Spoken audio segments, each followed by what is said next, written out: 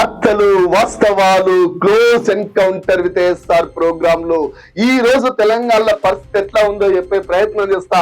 వార్తలేందో వాస్తవాలేందో ఒక్కసారి చూడండి మిత్రులారా, ఒక్కసారి చూడండి. ఇది మీకు చూస్తే మీకే అర్థమవుతుంది. ఆపుతుంది మంత్రి, ఒక మంత్రి ఆపుతుంటే వీధి రౌడీల కంటే కనీనంగా ఒక కార్యకర్త మీదకి విన్నావు కదా, ఒక కార్యకర్త ఏం చేస్తుండు, కొడతావా ఎంత కొడతావా అని చెప్పేసి కార్యకర్త అంటుండు. ఒకసారి చూడండి. గీన ఎమ్మెల్యే ఆయన మంత్రి ఆపుతుంటే, పక్కపొంటి స్టేజీ మీద మంత్రి ఆపుతుంటే వీధి రౌడీల కంటే కనీనంగా కిందికి దిగి కార్యకర్తను కొడుతుండు. నేను గందుకనే అంట, కాంగ్రెస్ పార్టీ అంటేనే గూడు పుటానీలు, గ్రూపు రాజకీయాలు, గూండాయిజాలు, ఇంతకు మించి కాంగ్రెస్ పార్టీ ఉండదు అని చెప్పిన గదే జరుగుతుంది. మంత్రి ఉండంగా, మీడియా ఉండంగా, అంతమంది కార్యకర్తలు ఉండంగా, అంత పెద్ద సభలో ఓ కార్యకర్త మీద దాడికి దిగిన వ్యక్తిని గుండా అనన్నా ఇంకేమన్నా ఆలోచించండి. వీళ్ళు తెలంగాణ గురించి ఏదో చెప్పాలని ప్రయత్నం చేస్తారు. ఇక్కడనే కాదు, ఎల్బీ నగర్ కార్యకర్తల సమావేశంలో పొట్టు కొట్టుకున్న కార్యకర్తలు పొట్టు కొట్టుకోవడమే కాదు, కుర్చీలను కొట్టుకుంటారు. అది వాళ్లకు అంతర్గత స్వేచ్ఛ అనాలే. గదే జరుగుతుంది తెలంగాణలో. పైగా వీళ్ళు వచ్చి తెలంగాణకు నీతిలు, నిజాయితీలు, స్నేహభావాలని చెప్తారు. గ్రూపులు లేని రాజకీయాన్ని చూపిరి మీ పార్టీలా. గప్పుడు మీ పార్టీలో నేను మాట్లాడతా, మీ పార్టీ గురించి గొప్పగా మాట్లాడతా. నలుగురు ఉంటే దీనిలో 2 గ్రూపులు ఉంటాయి, 100 మంది ఉంటే 5 గ్రూపులు ఉంటాయి. వీళ్ళు వచ్చి గ్రూపులు మెయింటైన్ చేస్తూ డ్రామాలు ఆడుతుంటారు. ఇది కాంగ్రెస్ ముఖ చిత్రం. ఇకపోతే వార్తలేంది వాస్తవాలేంది నేను చెప్పే ప్రయత్నం చేస్తా. ఇకపోతే ఆంధ్రజ్యోతి పేపర్ తీసుకుంటే, ఆంధ్రజ్యోతి పేపర్ అంటే అది ఆంధ్ర పేపరు, చంద్రబాబు నాయుడు పేపరు. చంద్రబాబు నాయుడు మానస పుత్రుడైనటువంటి రేవంత్ రెడ్డిని ఈ పేపర్ లో మెయిన్ పేజీలు వేసింది. ఈయన దగ్గర సబ్జెక్ట్ లేకపోయినా సరే మెయిన్ పేజీలు వేసింది. ఈయన సంగతి పక్కన పెడితే అటు రాష్ట్ర మాజీ ముఖ్యమంత్రిని రైట్ సైడ్ లో పెట్టింది. ఎందుకు పెట్టిందంటే, ఇటు ఆంధ్రజ్యోతి పేపరే గాని, ఆంధ్ర ఛానల్లే గాని, ముఖ్యంగా కొంతమంది యూట్యూబర్లే గాని కేసీఆర్ ను తిట్టకపోతే, కేసీఆర్ ఫ్యామిలీ మీద బురద చెల్లకపోతే, కేసీఆర్ మీద కుట్రలు కథనాలు రాయకపోతే వాళ్లకు బతుకు లేదు. అందుకనే చెప్తున్నా, కొంతమంది యూట్యూబర్లకు నేను సూటిగా అడుగుతున్నారు, అరే మీకు నిజంగా మనస్సాక్షి ఉంటే, నిజాయితీ ఉంటే, నిబద్ధత ఉంటే కేసీఆర్ ఫోటోను మీ ఇంట్లో పెట్టుకొని పూజ చేయర్రి. కేసీఆర్ నే గనక మీరు తిట్టి బురద వెళ్ళి కుట్రలు చేయకపోతే ఆయన మీద అసలు మిమ్మల్ని దేకేటోడేవడం ఉండే నా తెలంగాణలో. ఒక్కసారి ఆలోచన చేయండి. మీరు తెలంగాణ మీద, కేసీఆర్ మీద ఎంత ప్రాపగండ చేసిర్రో ఈ తెలంగాణకు మీరు అంత ద్రోహం చేసినట్టే లెక్క. ఒక్కసారి యాద్ చేసుకోండి. ఇకపోతే ఏమంటుండు చంద్రబాబు నాయుడు మానస పుత్రుడు రేవంత్ రెడ్డి ఏమంటుండంట, 10 ఏళ్లలో దేశానికి ఏం చేసింది బీజేపీ అని. 10 ఏళ్లలో దేశానికి బీజేపీ ఏం చేసిందంటే, అప్పటి వరకు 65 ఏళ్లు ఈ దేశాన్ని పాలించిన వాళ్ళు 45 లక్షల కోట్ల అప్పు చేస్తే, నరేంద్ర మోడీ 56 ఇంచుల మోతవరి కదా, ఆయన ఒక్కడే 100 లక్షల కోట్ల పైచీలకు అప్పు చేసిండు. పెట్రోల్ డీజిల్ పెంచి 30 లక్షల కోట్ల రూపాయలు తీసుకొని దొబ్బి దేశ ప్రజల నడ్డి విరిచిండు. గందుకోటేరి ఎక్కువ మాట్లాడితే ఈడీలను, సిబిఐలను, ఐటీలను పంపుతా అని బెదిరిస్తూ రేవంత్ రెడ్డి అల్లంటలను ఎప్పుడో బుట్టలు వేసుకున్నాడు. ఎందుకు ఈ మాట అంటున్నా అంటే, నిజంగా 100 మంది ఎమ్మెల్యేలు ఉన్న కేసీఆర్ లాంటి ఆయన ప్రభుత్వాన్ని కూలగొట్టాలని చూసినటువంటి నరేంద్ర మోదీ కేవలం 65 ఎమ్మెల్యేలు ఉన్నటువంటి కాంగ్రెస్ ను బతకనిచ్చేటోడేనా? ఒక్కసారి ఆలోచించండి. అందుకే రేవంత్ రెడ్డి గెలవంగానే పోయి నరేంద్ర మోడీ కాళ్ళు మొక్కి, నేను మీ మనిషిని, మీరు ఏం చేయకూరని బతిలాడుకొచ్చుకున్నాడు. అది అండర్స్టాండింగ్ మీద ప్రభుత్వం నడుస్తుంది. ఇది ఎక్కువ రోజులు నడిచే ప్రభుత్వం కాదు. ఒక్కసారి ఆలోచించండి. ఇంకేమంటారు, 400 సీట్లు గెలుస్తామనుకోవడం భ్రమనే. ఇవన్నీ ఎందుకు రేవంత్ భాయ్? నేను సూటిగా అడుగుతా, నిన్ను సూటిగా అడుగుతా. నిజంగా ఆ సీట్లు ఈ సీట్లు సంగతి పక్కన పెట్టి నువ్వు ఎందుకు బీజేపీ కోసం పనిచేస్తున్నావు?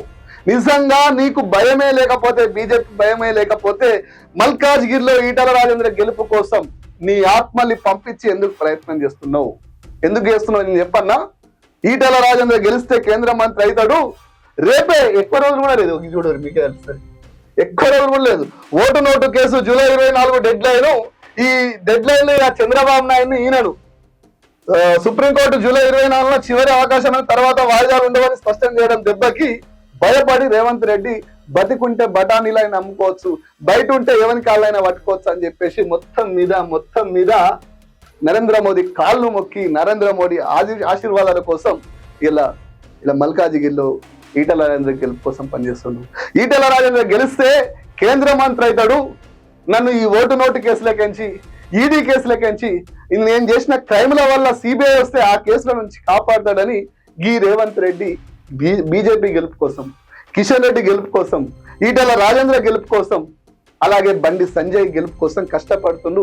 ఇది నిజంగా ఒక్కసారి తెలంగాణ సమాజం ఆలోచన చేయాలి.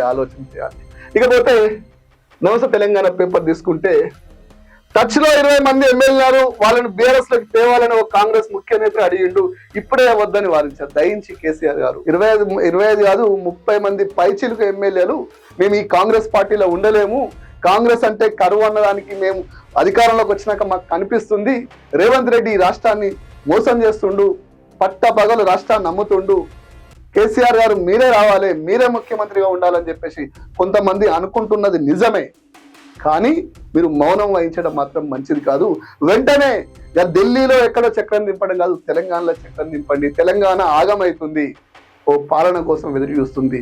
మీకన్నా గొప్ప పాలకుడు తెలంగాణలో లేడు కాబట్టి తెలంగాణ రక్షించడం కోసమైనా దయించి అదేదో చేస్తారా చేయరా నాది తెలంగాణ కాపాడే ప్రయత్నం అయితే తెలంగాణ తమిళనాడు కోసం తెలంగాణ పనం ఇచ్చంపల్లి వెనుక భారీ పన్నాగం, సమ్మక్క దారిని బలిపెట్టే ప్రయత్నం, మేడిగడ్డను వరదకు వదిలేసిన కుట్ర. ఒక్కసారి ఆలోచించండి మిత్రులారా. రేపు ఎంపీ ఎలక్షన్ లో ఓట్లేసే వాళ్ళని సూటిగా అడుగుతున్నా. తెలంగాణ ప్రజలకు ఒక్కసారి ఒక్క విషయం చెప్పదలుచుకున్నా. తెలంగాణ విషయంలో ఇలా బీఆర్ఎస్ వాళ్ళు, బీజేపీ వాళ్ళు, కాంగ్రెస్ వాళ్ళు మీ ముందు వస్తున్నారు. కాంగ్రెస్ వాళ్ళు గెలిస్తే జై సోనియమ్మ, జై కాంగ్రెస్ అని పార్లమెంట్ లో కాంగ్రెస్ కండు వైపుకొని పోతారు. చూసే వాళ్ళకి అది కాంగ్రెస్ లెక్క కనిపిస్తుంది. బీజేపీ వాళ్ళు గెలిస్తే భారత్ మాతాకి జై, నరేంద్ర మోడీ, అమిత్ షా నాయకత్వం వర్ధిల్లాలని పార్లమెంట్ లో కాలు పెడతారు. కానీ ఒక్క బీఆర్ఎస్ ఓడు గెలిస్తే, అదేవిధంగా కానీ బీఆర్ఎస్ ఓడు గెలిస్తే వీడు తెలంగాణోడు, జై తెలంగాణ అంటాడని చెప్పేసి యావత్ దేశం ఎదురు చూస్తుంది. తెలంగాణ అస్తిత్వం బీఆర్ఎస్ పార్టీలోనే ఉంది. రేపు టిఆర్ఎస్ పార్టీ లాంటి, ఉద్యమ పార్టీ లాంటి తెలంగాణలో ఏదైనా ప్రాంతీయ పార్టీ వస్తే ఆ పార్టీకి కూడా అంతే గౌరవం ఇస్తా. కనుక బీఆర్ఎస్ తెలంగాణకు అస్తిత్వం ఉన్న పార్టీ. రేపు ఇంకో పార్టీ రాని, దానికి కూడా అదే గౌరవం ఇస్తా. కానీ కేంద్రంలో ఉన్నటువంటి బీజేపీ, ఢిల్లీ నుంచి సాగిస్తున్నటువంటి కాంగ్రెస్ రెండు కూడా తెలంగాణకు ద్రోహం చేసే పార్టీలే. పెద్ద మనసుతో ఆలోచిస్తే మీకే అర్థమైతే తెలంగాణను ఎండబెట్టి తెలంగాణను మోసం చేసే కుట్ర రెండు పార్టీలు చేస్తాయి. ఎందుకంటే తెలంగాణ అభివృద్ధి చెందుతుంది. తెలంగాణ అభివృద్ధిని ఆపితే ఇక పక్క రాష్ట్రాలు పాలిస్తున్నటువంటి కాంగ్రెస్, బీజేపీ పాలిస్తున్నటువంటి ప్రాంతాలలో అభివృద్ధి అడగరు. కాబట్టి దయించి వాస్తవాన్ని గుర్తించాలి. ఇక వాస్తవాలు చాలా ఉన్నాయి. రోజు మీకు కంటిన్యూగా వార్తలు చెప్తా, వాస్తవాలు చెప్తా, కుట్రలు చెప్తా, ఎవరి మీద ఎవరు చేస్తారో చెప్తా. ఒక్కసారి ఆలోచన చేయండి. తెలంగాణకు కేంద్రం ఇచ్చింది 10 లక్షల కోట్లు. రాష్ట్రం ఎంతో డెవలప్ చేశా కిషన్ రెడ్డి.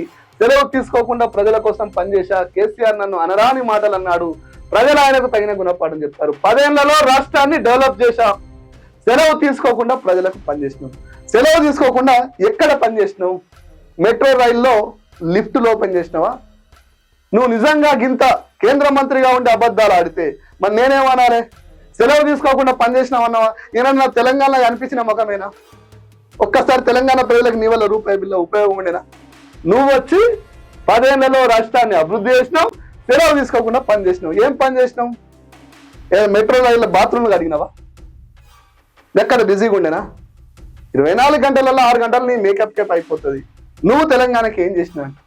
ఎట్లా చెప్తున్నావు? కనీసం స్టేట్మెంట్ ఇచ్చినప్పుడు అన్నా ఒక్కసారి క్రాస్ చెక్ చేసుకో కిషన్ అన్న.